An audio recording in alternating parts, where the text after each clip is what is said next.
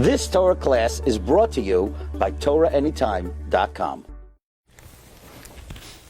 Okay, Bruchim Haba, welcome everyone to Iggeres HaRamban. So I want to speak out important dimension over here, because a few of the things the Ramban says now, he seems to be repeating himself. He began a few lines above. He said, Al kein afarish lecha ech tisnaheg b'midas ha'anava. Now I will explain to you how to conduct yourself in the midah of anava. To laleches ba tamid, to go in it always. Kol dvarecha yu benachas. All of your words should be calm.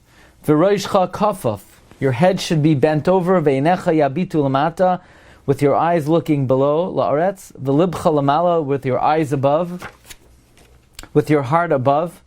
In other words, one should speak softly, look down, your heart above. Don't gaze directly at a person when you speak with them. Everybody should be greater than you in your eyes. And then the Ramban goes on to say, with all of your words, and actions, and thoughts,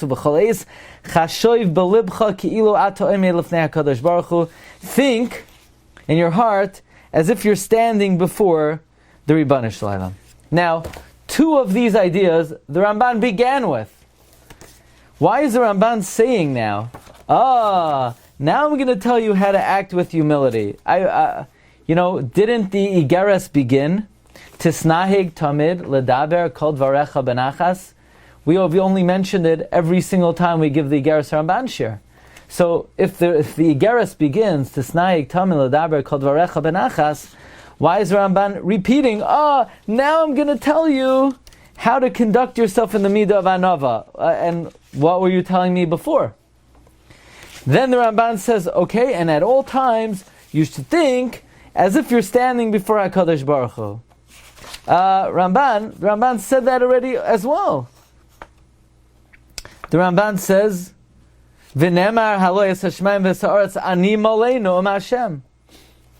So,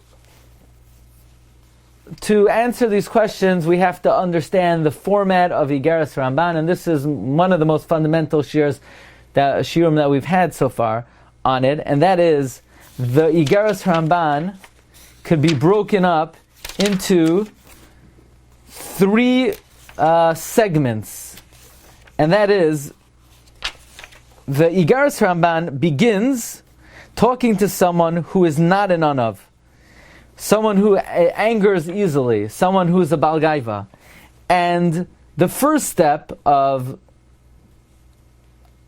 the Iggeres HaRamban is acquiring humility. Earlier on, in the beginning of the Iggeres, the Ramban is talking about speaking calmly. That is just an external type of behavior, an external type of activity, before you're even koina the midah of anivos, and it's not coming from shiflus panimis, it's not coming from innate, internal, humble humility. It's a way of being koina anava. Speak benachas. This way you won't get angry, and you will ultimately come to the midah of anava. Now we're talking about someone who's already been koina the midah of anava. What are the practices that one should abide by to maintain this wonderful character trait? So in other words, there are really different parts of the Iggeres. The Iggeres begins sort of what is the foundation upon which to build. What are the external activities that one could conduct themselves with in order to overcome anger, in order to overcome arrogance? And that is the external activity of speaking softly. Now, this is sort of a third segment. We'll have to see what the second segment is, because we have the foundation of what are the steps necessary to take before you become an anav, and these are the activities needed to maintain the midos of anivos, namely kol dvarecha yia benachas. And furthermore, this would also answer why the Ramban is repeating himself here when he already said before, "V'nemar haloyas hashamayim v'yisaaretz animale tira mibayracha ulespachen mimenu menachet." So the Ramban already said the idea of imagining yourself standing in front of HaKadosh Baruch Hu, fearing sin, fearing the presence of HaKadosh Baruch Hu. The Ramban says, "V'nemar haloyas hashamayim v'yisaaretz animale nom Hashem v'chashar tachshav es kolela tira mibayracha v'sishamar menachet uv'midas elo tio sameach b'chalkai." So the answer is that was talking about being koina anivos, and now we're talking about the derachim of anivos. In other words, the Ramban is saying basically, don't think that whatever got you here does not have to still be focused on, because whatever got you here, and in other words, your first baby steps in being koina anivos are the same steps that will maintain those madrigos that you realized. Now, the Ramban says, every person should be greater than you in your eyes. So, the Ramban said, if somebody is wiser than you, that's a maila that he has that you don't have. If somebody is wealthier than you, you have to honor him for wealth. In fact, Rav Goldberg brings down in the Mailos, in the Sefer Mailos Hamidus of Rabbi Chil HaRoife, that Ashiros has a great mala, in that a person can use his Ashiros to gain Olam Haba. That the only reason Hashem made Aniyim is to be Mezakeh Ashirim, to be paida themselves from Gehenim and from Oinshim through giving tzedakah. So whatever madrega someone else is on, you could always find a way that they're better than you. They're smarter than you, they know more than you. If they're not as smart as you, then whatever they do is b'shoigeg and not b'mezid. The Chavis Havavos in Shar Yichud HaMaisa Parakeh adds one little detail, which is actually a very frightening detail, and that is in regards to how a tzaddik should view a rasha.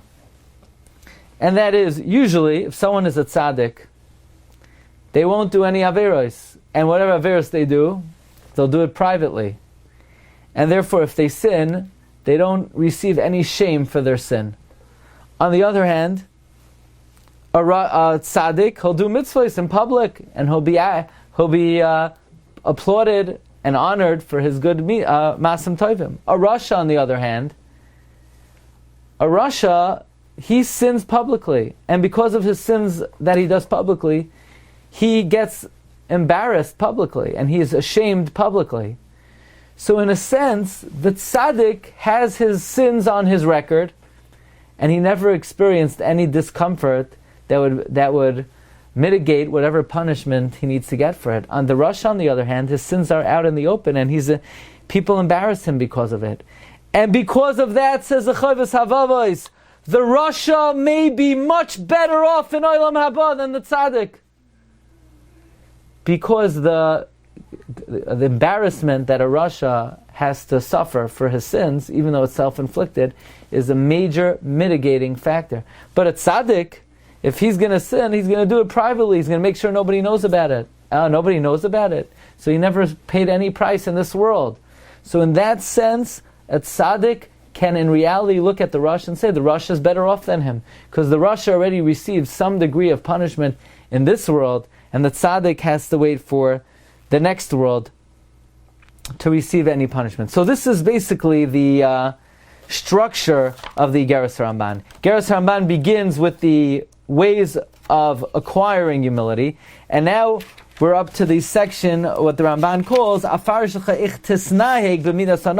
how do you accord yourself with humility in order to maintain these various madrigos. Okay, here's the schedule. Tomorrow is going to be the last day of Iggeres HaRamban before Pesach. Next week we're not going to get together at 5 o'clock for Iggeres HaRamban.